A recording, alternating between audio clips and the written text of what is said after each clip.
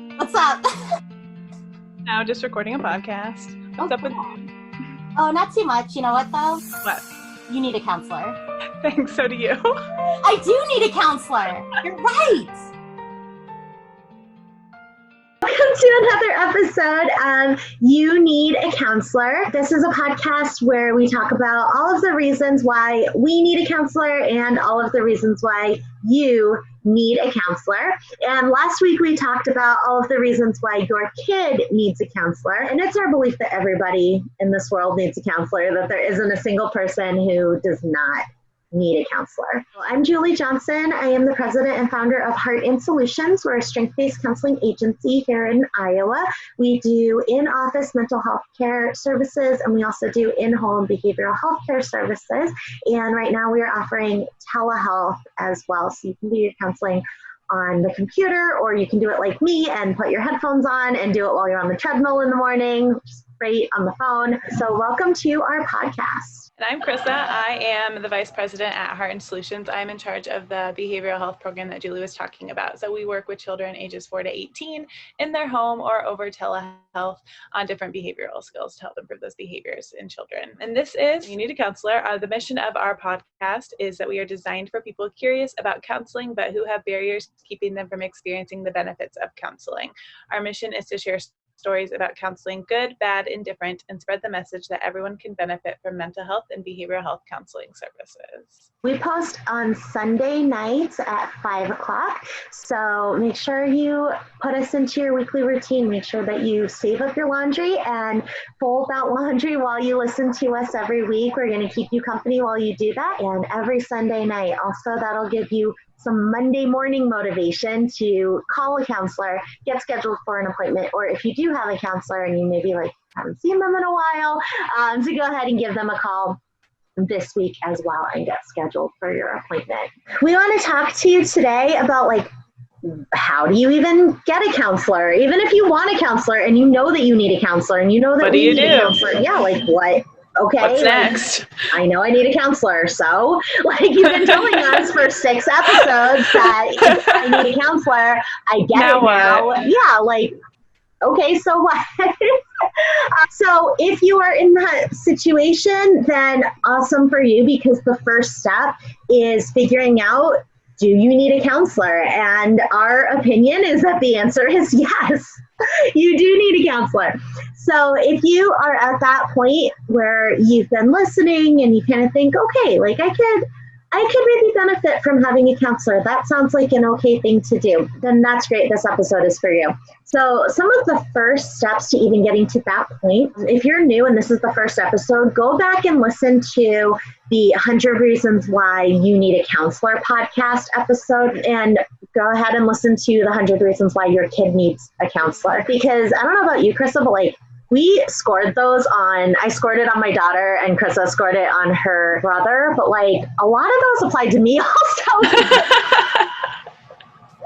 So, go ahead and listen to that, or, think about it for your kids or the kids in your life. And those are hopefully really helpful resources for you guys to be able to get to that point of okay, yeah, I do need a counselor. That might be beneficial in my life. Another way to think about it is, if you could picture your ideal dream life, time was not a factor, money was not a factor, geography was not a factor, COVID was not a factor, nothing mattered, everything was taken care of, what would your ideal life look like?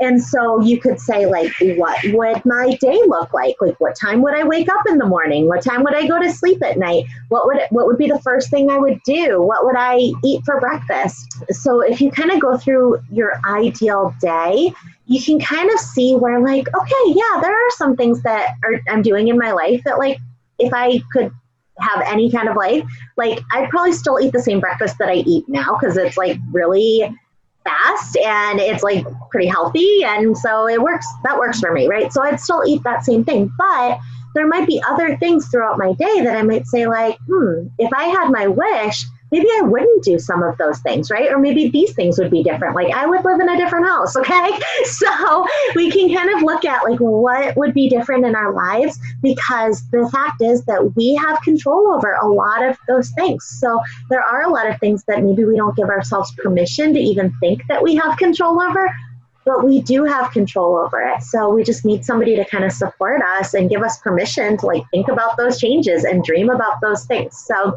thinking about what would be different in your life is really, really helpful. Even if it's something that seems impossible, like, okay, I would want to be like a pilot instead. Okay, like that's a big deal. That would be a huge change. Career change. Yeah, that would be huge, and that would be really, really different. But the fact is that if I believe that and that would make me happy and that would make me fulfilled, then why not? And why not start seeing a counselor so that I can weekly work towards that goal and make that into reality. That's one technique that's helpful. We call that the miracle question in counseling, where we say, okay, if I had a magic wand and I could make this problem better, or if I had a magic wand and I could change your life altogether, what would you want me to change it to? That's a really great step to starting out the process of like, do I need a counselor or not? Yeah, you do. So then the next step, once you get to that point, you're like, okay, I need a counselor. What do I do now? The next thing you really want to do is go get your insurance card. Find out what kind of health insurance you have. Find out what your mental health coverage is, because you don't want to go to a counselor and not have an understanding of what kind of coverage you have for mental health care. The way to do that is go to your purse or go to the drawer where you keep all your insurance information. I keep mine in my purse. So I have my insurance card in my purse, and I have my daughter's in there also, right? So go to, if you're scheduling an appointment for your kids, if you listen to 100 Reasons Why Your Kid Needs a Counselor and you were like, oh yeah, that's my kid needs a counselor, right? Like go to where you keep their insurance card, and then there's a phone number on the back of that card. Give them a call. They're going to ask you for your full name, your date of birth. They're going to ask you for the numbers on that card, and then just say, hey, I'm thinking about seeing a mental health counselor. What is my insurance coverage? What are you guys going to pay for? What are you not going to pay for? Do I have a certain number of sessions that I can do in a year? Do I have a certain amount that I'm going to have to pay no matter what, right? What is my copay? So I've had different insurance plans over the course of my life, and I've had like $25 copay. I've had $40 copay. So it really depends on what coverage you have. Find that out, because you want to make an informed decision about going to see a counselor. The other nice thing is that with certain insurance coverages, they might say like, you won't have to pay anything.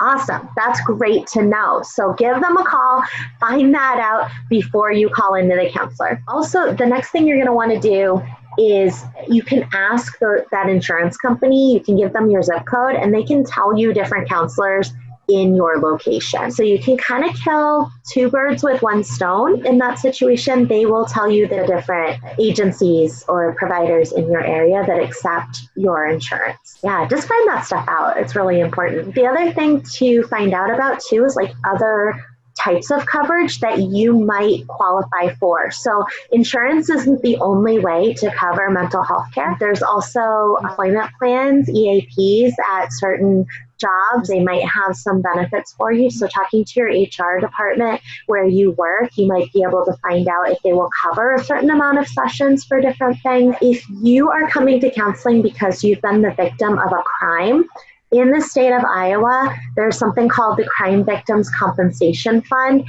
And if you have been the victim of a crime and you have filed a police report, then they will cover up to, I think it's up to $5,000 for you to, and they will not only cover any deductibles, co-pays, co-insurance that you might have to pay for that service, but they will also compensate you for time that you might have to miss in order to go to your counseling sessions. And they will also reimburse you for gas and travel to get to those counseling sessions. So that is a really great resource. You can just Google that, Crime Victims Compensation Fund. You just give them a call and they will walk you through the process of that. Also, if you have been the victim of a crime and your child was a witness to that crime.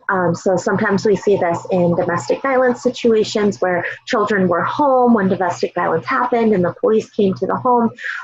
If your child has witnessed or experienced a crime and been impacted by that and needs some supportive counseling to process through that, then they are eligible for up to $1,000 as well, even if they were not the actual victim of that crime. So really just important things to know. Insurance is not the only way to pay for counseling.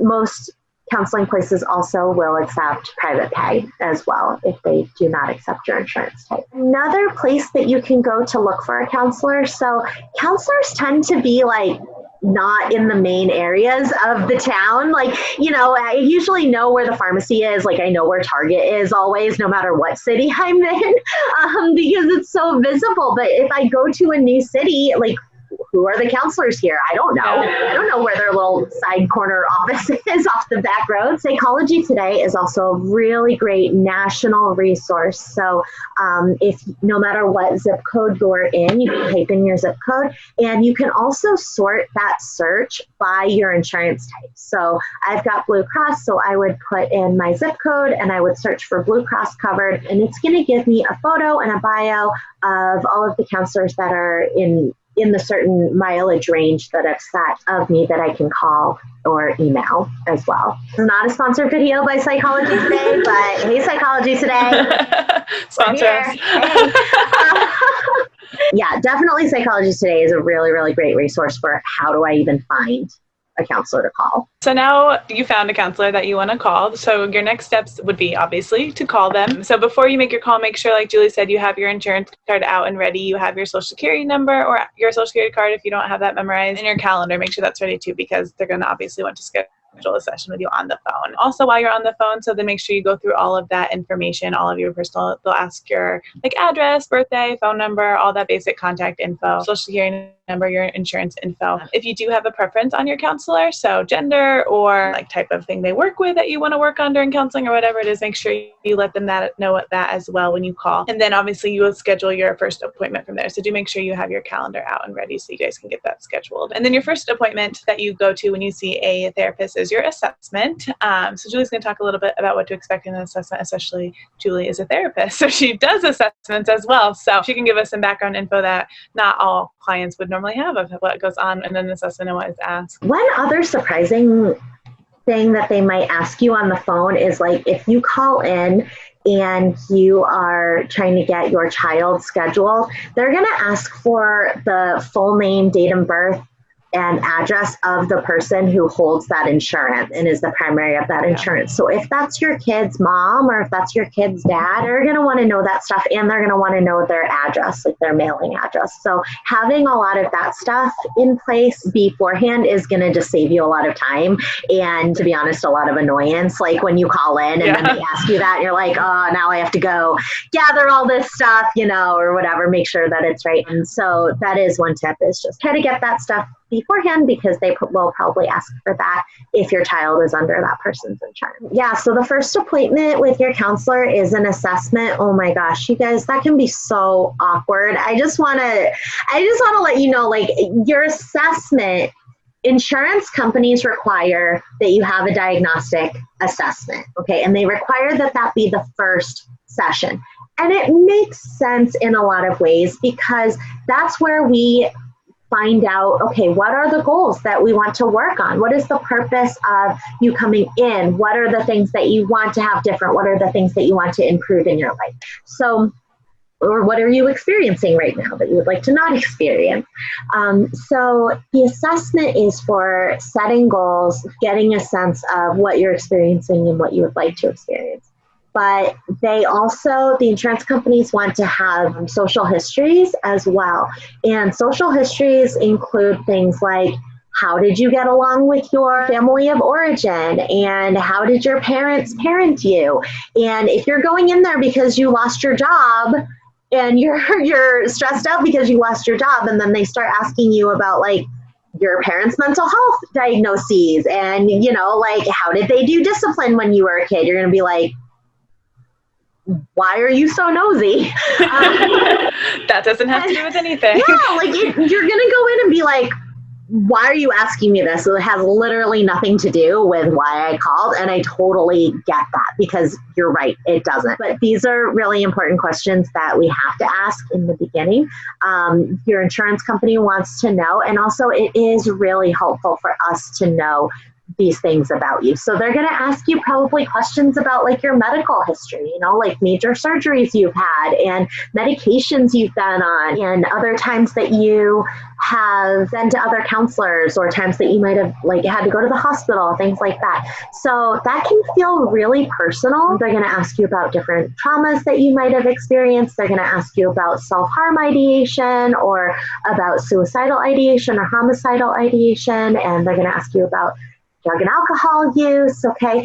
And I'm telling you guys all of this not to scare you away from going to a counselor. That is definitely the opposite of what I want to happen with this. But I also don't want you to go there and then be like, this person is a weirdo. Like, why are they asking me all They're that? so nosy. Yeah, like they have no tact. They just like don't even try to get to know me. They just like start asking me all these super personal questions. Like, if that's your experience, like, you're right. That's exactly what happens. But my hope is that you'll have heard this episode. You'll go into there knowing that this is what happens. And that, please don't try to judge the counselor on that. That is an insurance requirement. Hopefully they're going to ask you also questions about, like what symptoms you might be having or what's been going on in your life that's made you decide to come in and set some goals with you. Those goals really should be collaborative, right? So if you come in because you've lost your job and you're having financial stress, you want to have your goals reflect those reasons that you came in. So if you come in for that and then they start talking about like, oh, it would be great to like improve your social skills so you have more friends, and you're like, really? That's not why I'm here.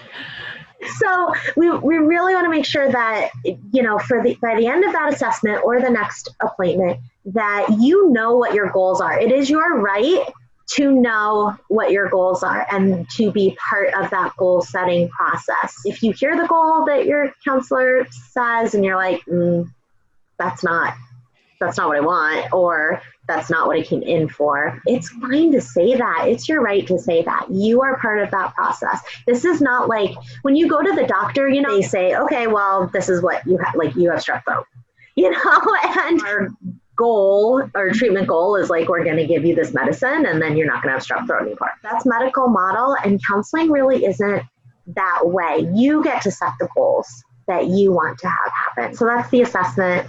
The next part is your weekly counseling sessions. So all I want to say about this is that if you go in there and you end up, you leave the second session and you're like, all we did was talk about the weather, or all I did was tell them about my fishing trip to Minnesota, right? Like, please don't be discouraged by that. It's tempting to be discouraged by that, or to like leave your second or even your third or fourth session and be like, we just talked about the book I'm reading. Like, we didn't do anything. And the thing that I came in for is not better. It is preferable. It is okay. And it is preferable to go slowly in getting to know your counselor. Building rapport with your counselor. So rapport is a word that we use in counselor jargon to say like building a working relationship, to have trust between you and the counselor and have kind of a mutual understanding of what you guys are about and what you're doing, and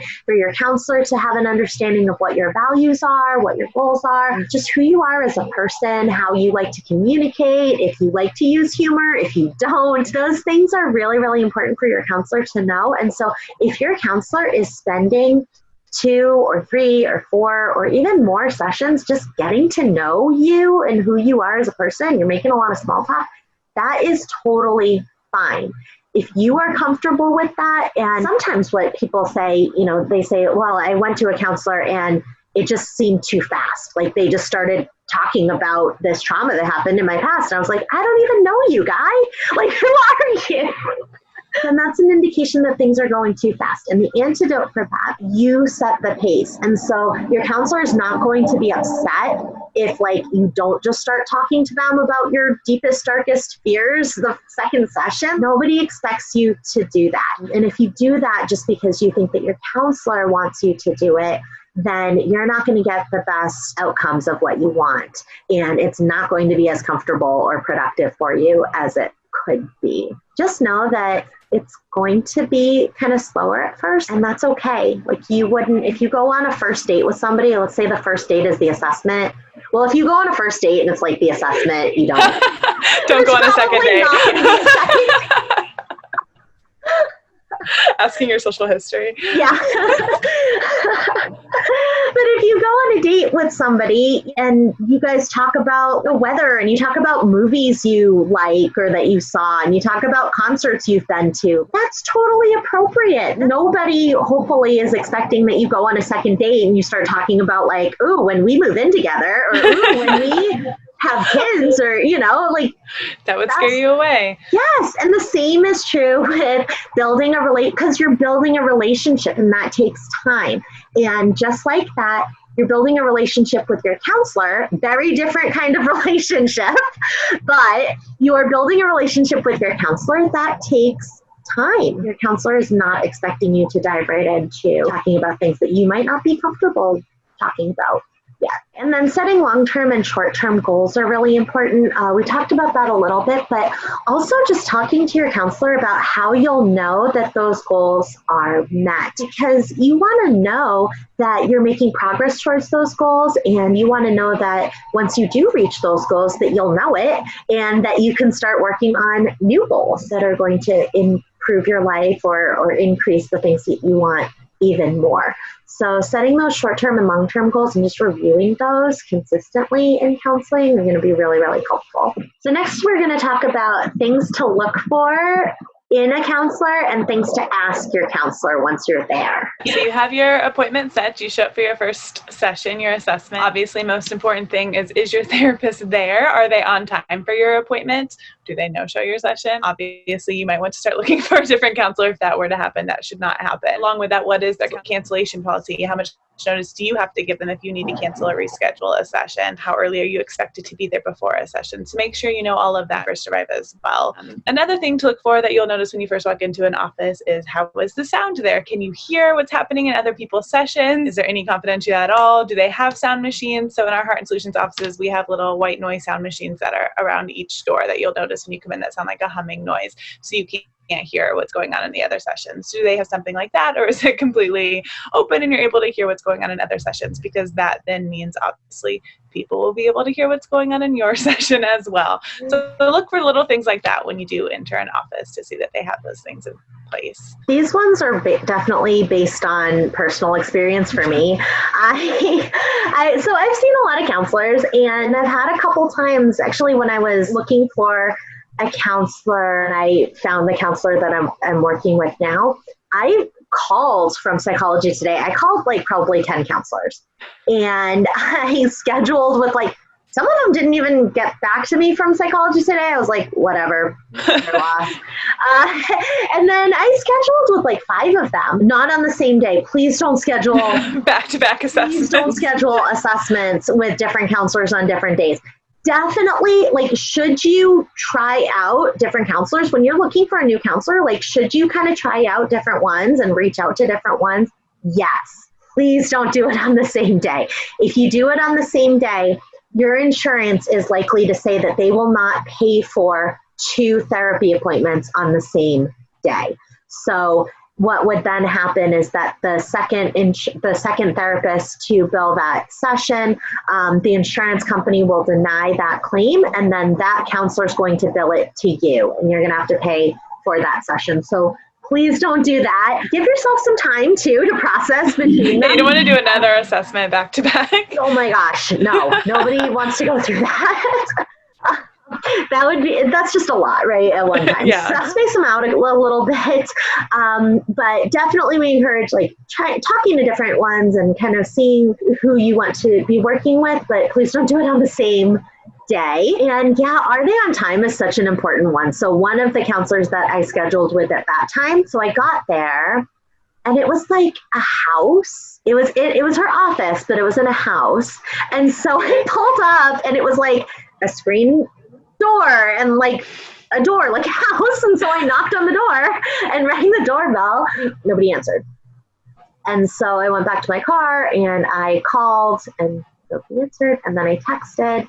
And then she texted me back and said, oh my gosh, I'm so sorry. Something came up with my daughter. I'll be there in like 10 minutes. No, I will not be here. No, thank you. So, yeah, that's super important. I need to be able to have somebody who is consistent and who is going to be on time. Now, do emergencies happen sometimes? Yes. There are times where your counselor is going to be like, I am so sorry, I have a flat tire and I'm calling you from my car because, AAA is on their way to come get me. Or I am so sorry, like my kids are throwing up. I don't know, whatever it is. Okay, like there are things like that are going to come up, but your counselor really should give you advance notice unless it is an emergency. And so with that counselor, I did give her a second chance. And I was like, okay, maybe this is like her one and it just happens to be on the day of my assessment, right? So I gave her a second chance. We did reschedule, showed up.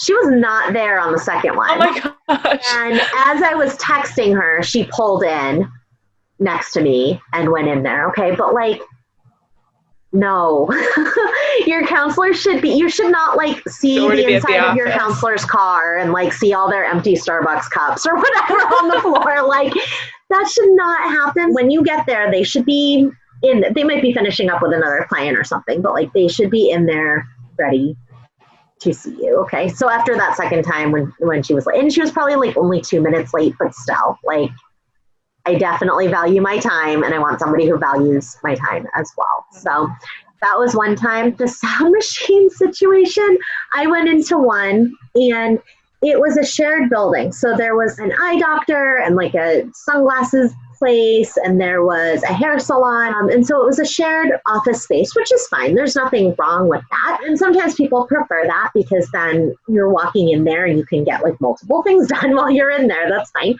But her office was not a suite with its own waiting room. Her office was one office and then the hall was kind of the waiting room.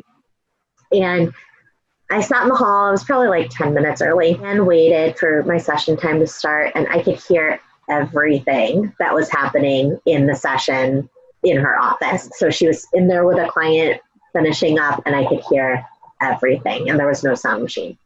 And so not only are this person's clients hearing everything that I would be saying in there, but also like people just going in there to get their eyes checked or people going in there to get their hair done can now sit and hear everything that I am saying. Like, no. And so I brought it up to her and I went in and I said, hey, just so you know, like I could hear everything in there. Like I could hear what they said. I could hear what you said. And she said, well, if you don't talk very loudly, then they won't be able to hear you. Whisper in your session. So I did not return to that one. There were also other issues with that one. Like she was not prepared for the assessment. Like she said her printer was broken, so she didn't have intake paperwork for me. So she never took my insurance information at all. Didn't even bill your insurance. Never billed me for it. And she gave me a blank piece of paper on a clipboard and she said, here, write your geographics on here. And I was like, what? Sorry, what? And she said, write your geographics, like write your name, your address, your date of birth. And I was like, are you trying? My demographics? Do you mean write my demographics? And she said, yeah. And I said, okay. So I wrote exactly what she said to write. I wrote my name, my date of birth, and my address on this blank piece of paper. You guys, that is a red flag. That was red flags being thrown all over the place. Never billed my insurance, never took my insurance information. Sound machines are a big deal. Make sure if you can hear other people's sessions from the waiting room, that's a red flag because then we're not going to feel secure. Like I talked to my counselor about things that I don't want everybody in town to be hearing. Don't recommend that. If you they don't have a sound machine, make sure you let them know. And if they refuse to fix it, if they just say, we'll talk quieter, then no, that's a no. Okay. The next thing to ask your counselor is, what is their specialty? They should have their degree hung up on the wall. If they are a licensed mental health counselor, if they are a licensed independent social worker, if they are a temporary licensed mental health counselor, or whatever it is that your state calls those various different kinds of licensure, they should have their license hanging up on the wall, visible to you. If they have a provisional license. So sometimes when I say like temporary license or provisional license, people think that it means like they're in trouble, like they're on probation. They're not. It just means that they have not completed their supervision yet to have a full independent license. So they might have graduated 2 or even 3 years ago, or sometimes, like in my case, it took me a long time because I was doing leadership things within a company, right? So it took me longer to get my full license. So it's not necessarily an indication that that person, just graduated or something like that. But if they have a T in front of their name, or if it says provisional or temporary, they should be letting you know that, because that means that they do have a supervisor who is fully licensed that is going to be consulting on their cases. So they should be letting you know, if they are a temporarily licensed counselor or provisional counselor, that is the case, and that their supervisor will be consulting with them and helping them with them. If you don't see their license on the wall, sometimes when people travel a lot for it, they actually keep like a keychain version of their license, or they keep it in their bag or something like that. That's totally acceptable, and you can just ask them to show their license and their license number. The next thing to ask about is just, what is their experience? What is their education? What is their history? If you go in for a specific reason, don't feel shy about asking them, what's your experience with this diagnosis? What's your experience with this problem? It doesn't mean that you have to discount a counselor who doesn't have a lot of experience, but it is your right to know that and make that most educated decision for yourself. So we have had situations where people have come in with very, very specific situations, and we have let them know, hey, this provider doesn't have a lot of experience in that specific situation. And the person has often said, that's okay. As long as it's not a competency issue, as long as that counselor is competent to deal with that situation and to help you through, and has education maybe on it, but maybe doesn't have a lot of experience with that firsthand, that's okay. You guys can walk through it together. As counselors, we are always learning from our clients. So if your counselor says, hey, that's outside of my scope of competency, they may refer you out, right? They should refer you out in that situation. But if they do have a lot of experience that topic, but maybe just not the specific situation you have, that's okay. But it is your right to know that and make that decision for yourself. Another thing to ask your therapist is, what are their session hours and their phone hours? So do they have flexible session time? Are they available on evenings or weekend? Are they only open 9 to 5 when you're also potentially working? It's just good to know, like, could you do an earlier session or an after work session if possible, or after school session if it's for your child? And some therapists do weekend sessions as well. Most don't, but it's good to ask to see if that is potentially a possibility as well. And then phone hours, do they have certain times where they're available to be called? Can you call them anytime from 9 to 5 that they're open? And they'll answer. Probably not, because they will also be doing sessions, but just to know those policies beforehand, so when you do leave that assessment, you know when to schedule your next appointment for, and if you do have to call, what their hours are that they'd be available by phone. And kind of along with that, just finding out, what are their communication policies? Are you allowed to text about your appointments? Are you allowed to send them, emails to their email address about scheduling? Are you allowed to send emails with updates? Just what is their communication policy? Also, what is their social media policy? And what are the boundaries on hours that they might respond to a text message, for example? Also, make sure that they do talk about confidentiality with you, and that they should go over some type of confidentiality agreement, consent packet, releases. Just make sure that you know that the information that you are sharing with them is confidential, that they are following HIPAA standards, that if there is anyone you want information to specifically be shared with, that you do releases to those people, and that they're just like, oh yeah, we'll talk to whoever about that. Make sure that you actually sign a piece of paper okaying that is okay. And on those papers, you can always mark like you're okay with them knowing you're in treatment, but not knowing specifics about that treatment as well. So make sure you do go through that with them. And then a consent to treatment, like Julie said at one of her therapists she went to, that was not even even done. So she did not even consent for them to bill her insurance or to treat her as a patient. So make sure that is filled out so you are allowing the therapist to bill your insurance and that you are consenting to be treated there as a patient for their services.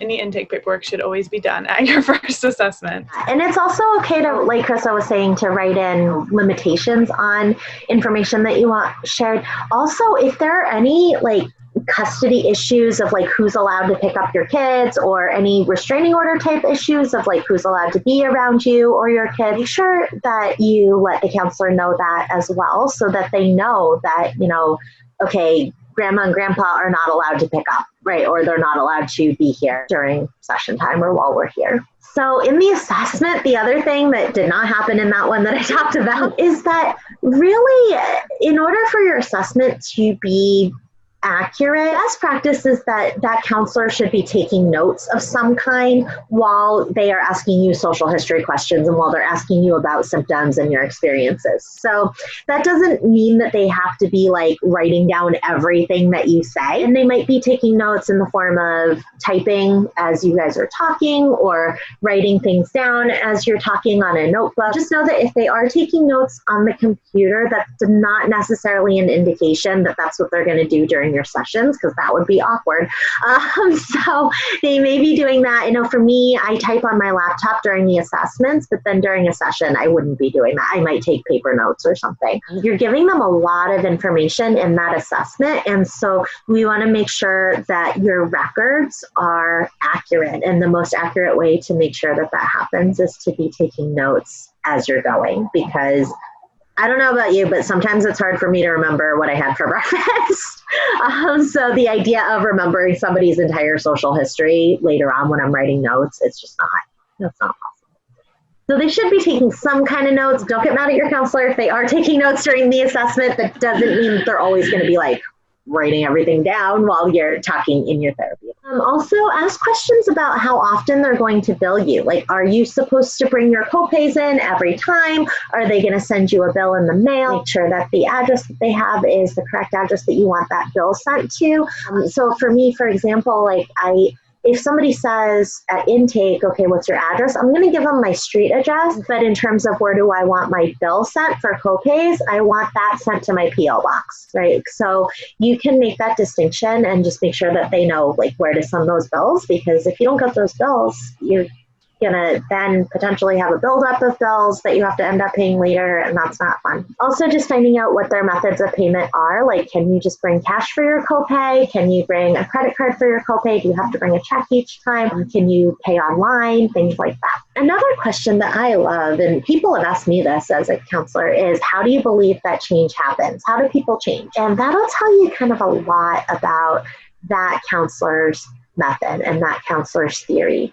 And there are all different theories in counseling that are research-based theories and evidence-based practices. A lot of times counselors either fall into two categories. They either are very, very committed to one theory and they utilize that theory a lot. So you might see people who specialize in EMDR or specialize in PCIT or other things that have a bunch of letters with them. But then a lot of providers also are very eclectic. And so they know what the different theories are and they utilize techniques and processes from all the different theories, just depending on what you're needing in that session.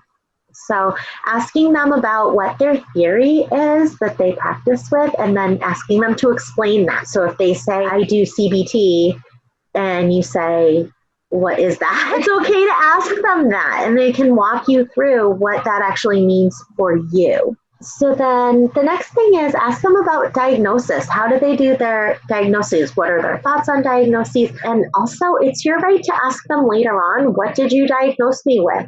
A lot of times, I see this all the time where clients will go to counselors for years and have no idea what that counselor diagnosed them with. And they're like, taking medication for it and all of this. And they're like, I don't know what my diagnosis is, I think it might be this. So don't be afraid to ask your counselor. It doesn't have to be in the first session, but as you go along, find out what your diagnosis is, because you want to make sure that you should be part of that diagnostic process. Diagnoses are nothing more than a grouping of symptoms. And if you have all of those symptoms, then you qualify for that diagnosis. And if you don't have all of those symptoms, then you don't qualify for that diagnosis. And so you are the expert on what symptoms you are experiencing.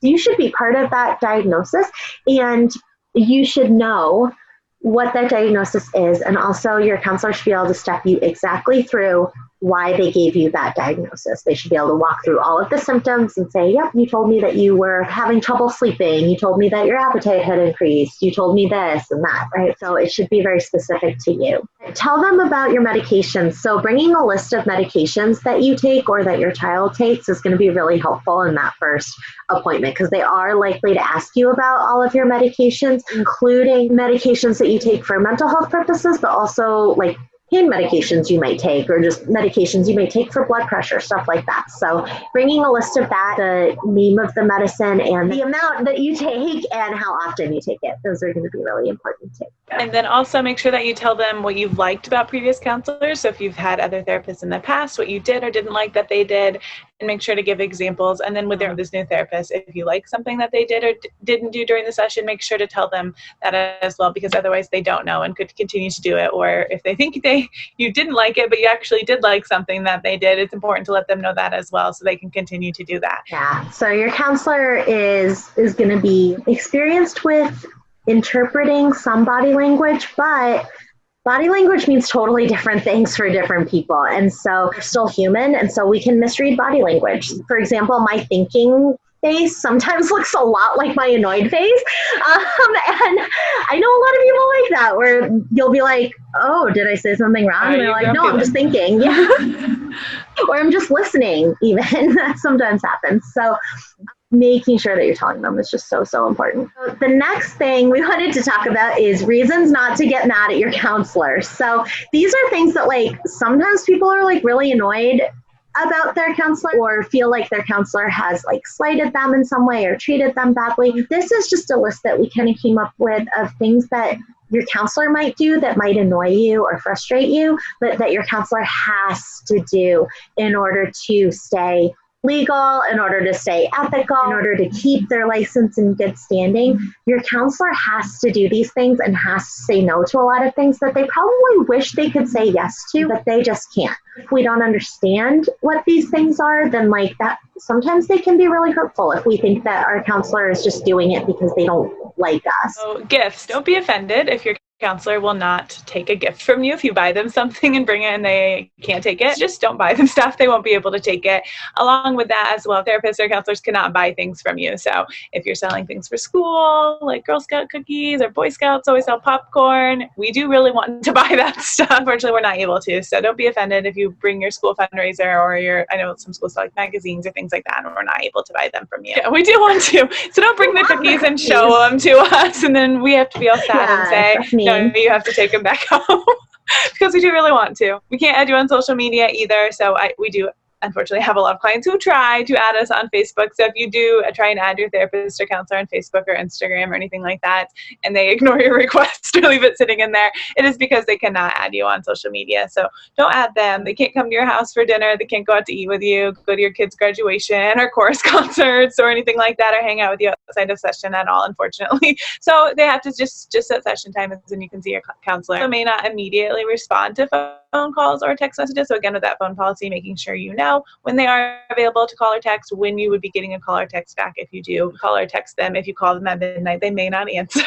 You may not get a response until 9 a.m. when they're back at the office. Don't expect an immediate response if you do try or call or text if it's outside of business hours. And even if it is in business hours, sometimes we are in session as well, so we're not always available to answer those. Another thing is that sometimes counselors get court ordered. So this should be explained to you by your counselor in that first session in the confidentiality section, where we say that we're not going to share this information with anybody. There are some exceptions to that. And so one of them is that if we are court ordered by a judge to provide notes or to testify or to give information about whether or not you are in counseling, we need to follow that court order or we go to jail.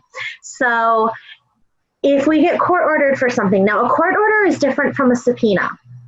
You could be subpoenaed to give records of a client to the court, and you can fight that subpoena. So we get subpoenas sometimes and we go, nope, this is not in the best interest of our client. And so then we have our attorney file a motion to try to squash that subpoena, explaining that it would not be in your best interest to send that information. However, once we file the motion to squash that subpoena, a judge may still say, too bad, it's a court order. I am ordering you to send that information or you will go to jail. In which case, please don't be mad at your counselor, but your counselor has to send that information. Heart and Solutions, we're coming up on our 6-year anniversary and we've never had a court order to have to send information. And we've fought several subpoenas. Judges are typically respectful of that confidentiality if it's not absolutely necessary, but there may be times when it is absolutely necessary to send that information. The next one is writing letters. Okay, so every counselor and agency are maybe going to have different rules about writing letters on your behalf, but for a lot of agencies and for a lot of providers, because of ethical standards of our ethical code, a lot of counselors are not going to be comfortable writing a letter for you for custody purposes. Now, there are a few exceptions to this. If somebody is appointed, for example, in your custody situation, and they may be able to write a letter to that effect. They would have specialized training in custody issues. Also, if you seek out a counselor who has specialized training and is certified to do that, then they might be able to send a letter or be involved in that court case. If you go to a mental health counselor, though, likely they're not going to be able to write or make any recommendations for you about custody. So if you are trying to get a letter that says that the other parent is not a fit parent or something like that, that counselor, if they're being ethical, is not going to write a letter for you like that. Now, we can say things for you like who was bringing the children to counseling. We can say who was participating in the counseling and who wasn't. We can say specific things that the children have said in services. So if the child says that there's been abuse or something like that, we can say that, because then we're just literally repeating what has happened around us. So when it comes to giving our own opinion of, oh, these kids would be better off living here, or they would be better off living here, it's not an ethical thing for us to do. So we would not be able to write you a letter like that. At this agency, we would not do that. And I think that's pretty typical for ethics.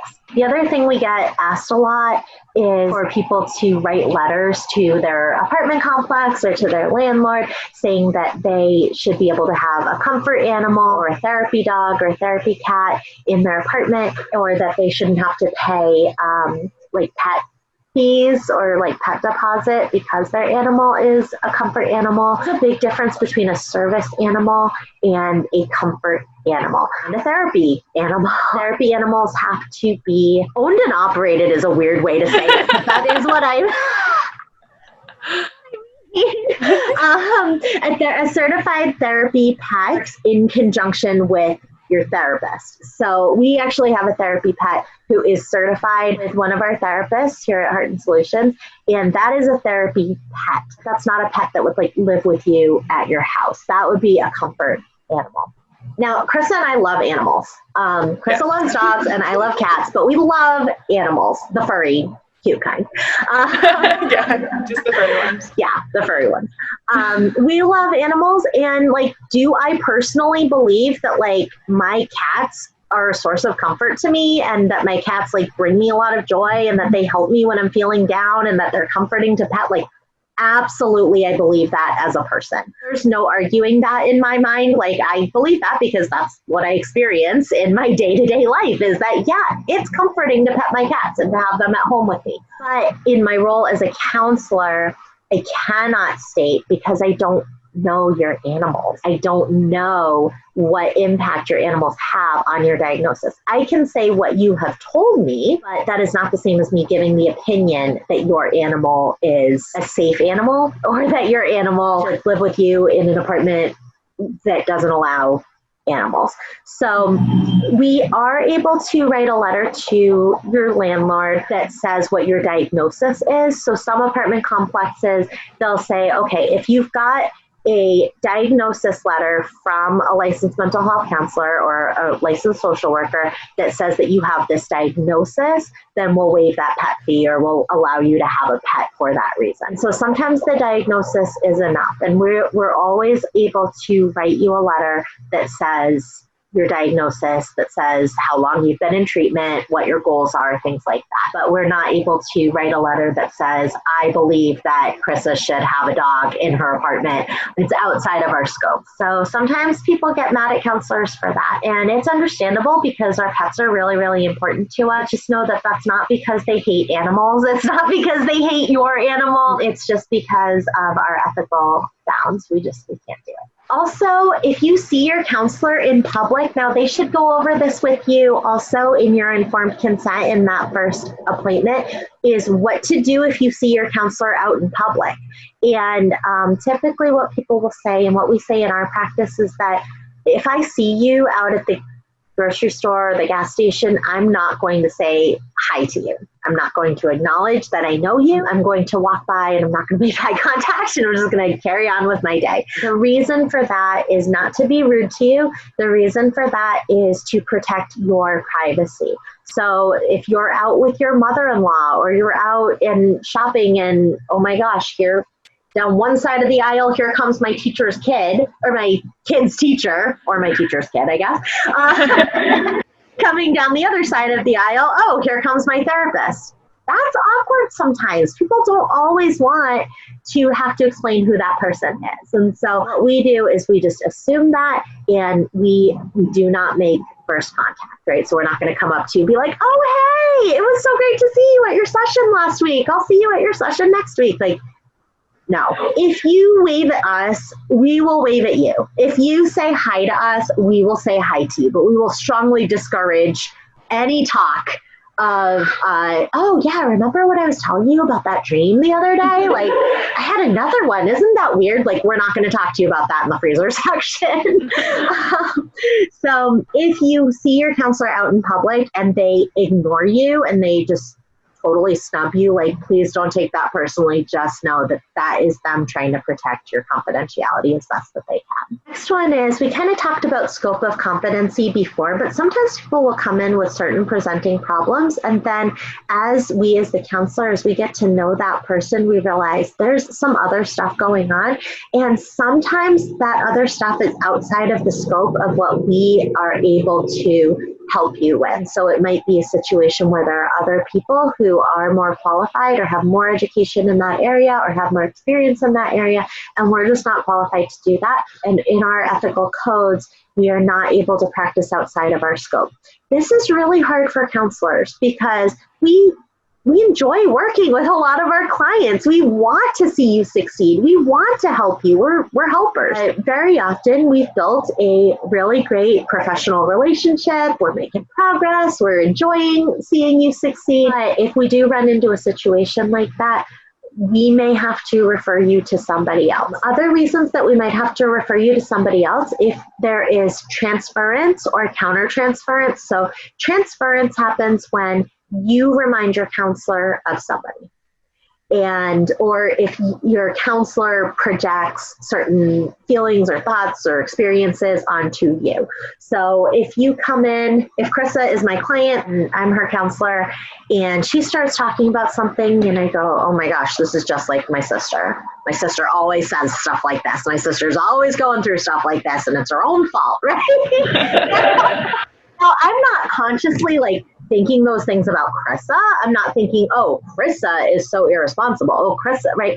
I'm not thinking those negative things about my client. But if I am a self-aware provider, I'm going to see the differences there or the similarities there. And I'm going to see that maybe these certain conversations affect me a little bit differently than they might affect somebody else. Also, if I'm going through a similar situation, so say I'm getting divorced or I'm separated from my partner and a client comes in and they came in because they had lost a job, but now things are stressful with their partner and they're starting to contemplate divorce, and I'm going through it as a person, I may refer that person out because I don't want to transfer through transference my own personal stuff onto that person's situation. I want that situation to be helped by a provider who can be really objective and not have their own personal stuff come into the session. That's another reason why countertransference is when the client is transferring onto the provider. So we've all heard of situations where like clients fall in love with doctors, right? Or what do they call that? Like Florence Nightingale syndrome, you fall in love with a nurse, right? So there are those situations where people could have really strong feelings about their therapist. It doesn't always have to be romantic, but even like, oh, you remind me so much of my daughter, or you remind me so much of my mom. I wish my mom was like you. Can you be my mom? Okay, if you're having thoughts like that about your therapist, really, really important to say those things to them so that they can help you make a determination if they are the right provider for you. If they refer you out, it really stinks. Like you've spent this time forming this relationship with this counselor. They get you, they know, kind of what you're going through, and you've explained a lot of stuff to them, and you've experienced a lot of stuff while talking to them. It is the reality of counseling. It is something that does happen, and it does have a good reason for it. That doesn't make it any less hard. Okay, so next we have reasons to stop seeing your counselor and get a new one. So those are reasons that you shouldn't be mad at your counselor. Those are out of their control. Those are things they can't do. But here's are things that they shouldn't do. So if they are doing these things, it would be a good idea to look for a new counselor and start finding another one. So if they no-show you or are consistently cancel or consistently late for all of your appointments, definitely find a new counselor at that point. If they expect you to be on time, you should expect them to be on time as well. If they're making inappropriate or suggestive comments to you in session or outside of session, or if they try and engage in a relationship with you outside of session, like Julie was kind of talking about, not only could the client potentially do that to their therapist, but the therapist could do it to you as well. So if you just feel uncomfortable, if they're saying inappropriate things that just make you feel uncomfortable, or they try and engage in a personal relationship outside of session time, and definitely try and find a new counselor and stop seeing that counselor at that point. So if your counselor ever invites you over for Thanksgiving dinner, don't go. Get a new counselor. Don't go. Get a new counselor. So other things are if they talk about themselves and their own problems during your session, like that is your time to talk about you and to focus on you. You spend the rest of your week taking care of other people and doing things for other people and thinking about other people's needs and thinking about things you need to do for work and things you have to do for your home and your family and your relationships. That hour is your time. So if your therapist is stealing your time by talking about their own problems, or if you start talking about your child and then they're like, oh my gosh, my kid is the same way, she does whatever. I don't care. Like, why are you telling me that? Okay. And the thing is, like, we do get into that professional relationship with our counselor. And so, like, yeah, it might be pretty interesting to hear about, like, oh, really? Like, that's interesting. I want to know about your vacation and stuff like that. Okay. But that is a boundary issue. If your counselor starts talking about their own problems in a way that is not helpful to you, it is well within your right and highly encouraged that you bring that up to them. And if they do not accept that feedback, and like Dr. Craig Springer was saying, right, it's hard for counselors to hear feedback like that, but it's important. And so the way that he does that is he takes that as a learning opportunity for him to do a better job. That's the way that all counselors should take that. So it doesn't mean you have to automatically stop seeing them, but it is fair to bring that up. And then if they do not acknowledge your concern, then that would be the time to look for another counselor. Now, don't stop counseling altogether. This is what happens sometimes. Something like that will happen and people will just stop counseling altogether. Like, oh, I tried it. I don't like it. You don't like that person.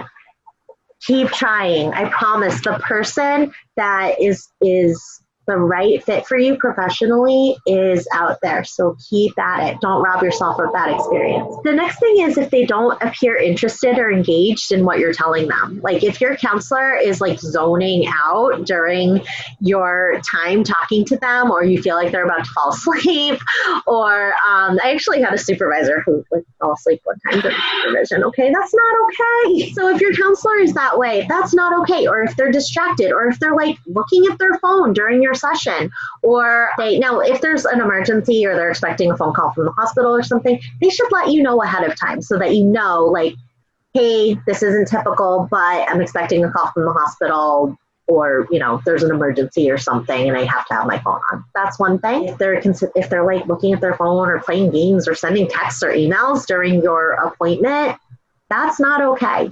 That is not acceptable at all.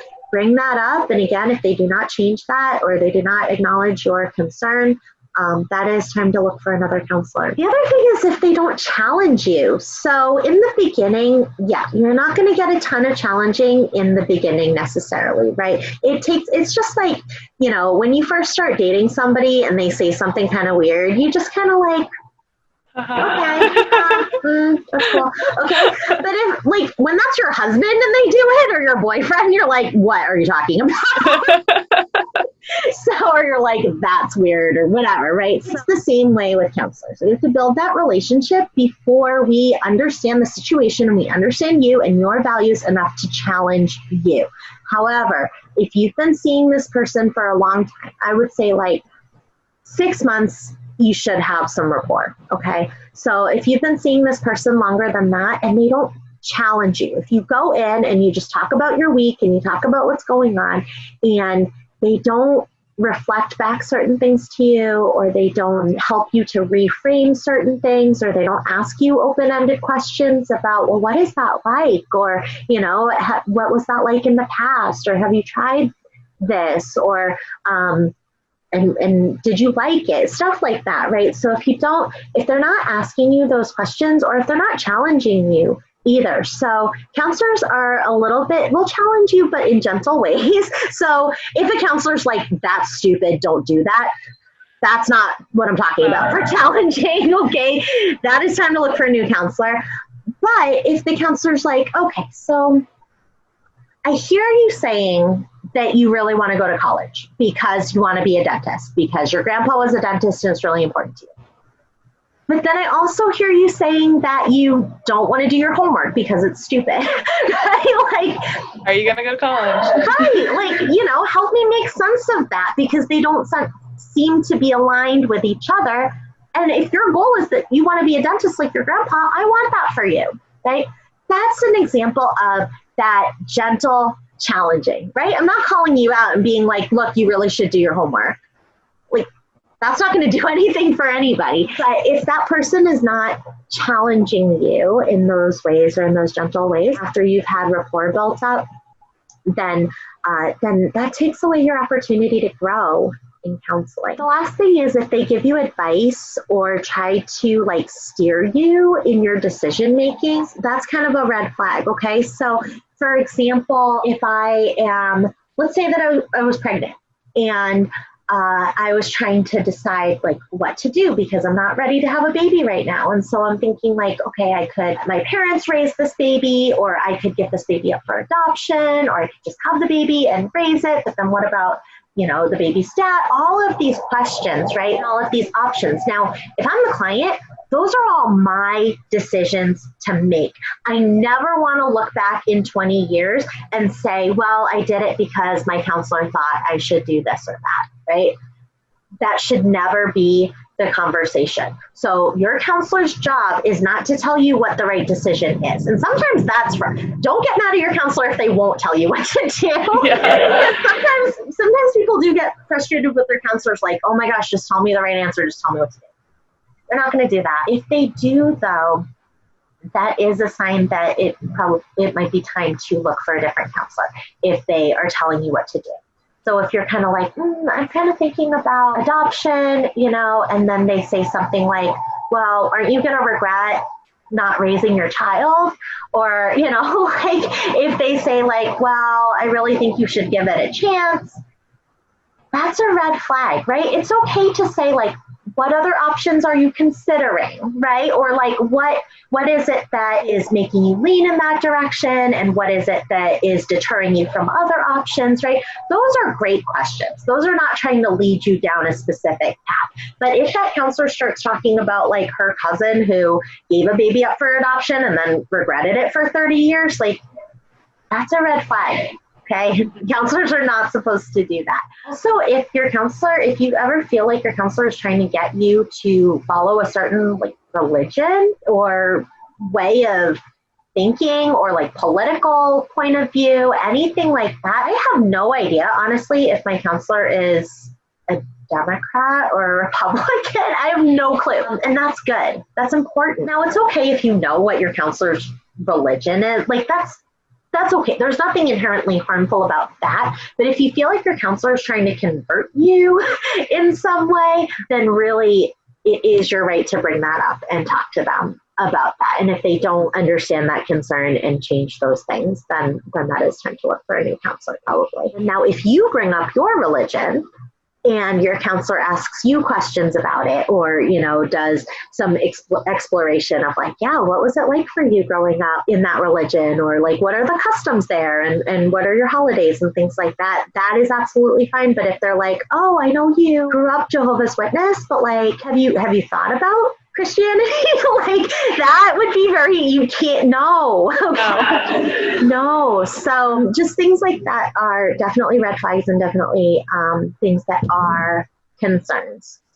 And so if you do have that concern, just know that, like you heard it from us, it's a valid concern. Say something, speak up. And if they will not address that concern or hear you out, it is probably time to look for a different. If they're not doing one of those things and they're just like, okay, yeah, they're all right. They're not doing any red flag things, but they're like, I don't know, right? In the beginning, we do ask that you give them 3 chances, like 3 sessions before you make a decision of whether you like that person to work with or not, because we're different every week that we come in. Like, if I come in the first week and it's an assessment and I'm like annoyed about the assessment, and then I come in the second week and I'm still annoyed about it, plus the thing that was stressing me out 2 weeks ago, right? Like, they haven't fixed it yet. Yeah, like, I'm going to experience that counselor a lot differently maybe on the second time and the first time than I am maybe on the third time, right? So we do ask that we would give 3 sessions, and then that way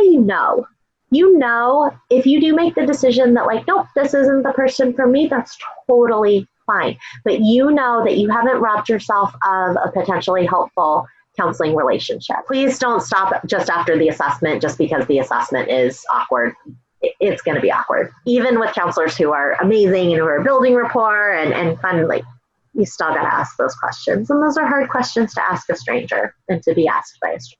I hope that this was helpful for anybody who has or is close to identifying that they do need a counselor or that they could benefit from a counselor, and is kind of in that phase of like, okay, yeah, now what? What do I do now? Hopefully this gave you some insight into what that process is, what you can do next, and gave you some tangible things to look for so that you feel prepared when you go into that session. That can be a really scary situation where you're like, okay, now I've made this appointment and now I don't know if I want to go because what's it going to be like? Like, how do I know if they're a good counselor or not? How do I know if this thing that's bothering me is okay, or if that's just something counselors have to do, or if that is something that isn't going to be beneficial to me or isn't okay. So hopefully this is the case. If you ever have questions about that, so if you are seeing a counselor and one of the things that we brought up as reasons to stop seeing that counselor, if that sparked anything for you with your current counselor, send us a message. Send us a message on Facebook or on Instagram at You Need a Counselor, and let us know about that if you're comfortable. It's your confidentiality. You obviously don't have to share that you're in counseling with anybody, but if you do want to send us that information, let us know. We can help you walk through, oh, wow, that's not an ethical thing for them to do. Or we can let you know, okay, yep, they can't buy your kids Girl Scout cookies, and that's why, right? So we can help you with that for sure. We would love to do that. You can also contact Heart and Solutions if you are looking for a counselor. So I guess another step, if you are in Iowa, instead of going to Psychology Today, you can call Heart and Solutions. Call us, 800-531-4236. Or you can go to our website and message us there. That is www.heartandsolutions.net.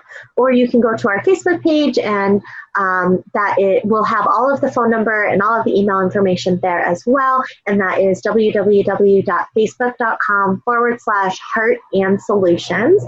And we post there pretty much every day with different inspirational information about mental health and also about updates on the agency. Also, if you are looking for breathing techniques for your kids or for children in your life, preschoolers mainly, you can check out my book, Breathing Through the Year, A Child's Guide to Holiday-Themed Breathing Techniques. You can find us on Facebook at www.facebook.com/Heart and Stories. And you'll be able to see videos of my 4-year-old daughter and I doing the breathing technique. And you'll also have information there on how to buy the book. You can buy the book at www.storiesfromtheheart.shop. Storiesfromtheheart.shop. Like Julie mentioned at the beginning, we do post every Sunday at 5. So wait till Sunday to do your laundry or your chores from the week and listen to us as you do that, or Monday while you're driving to work or while you're preparing to call a counselor. And I'm Krista Brown. And I'm Julie Johnson. And we need a counselor. And so do you. Bye. Thank you. Bye.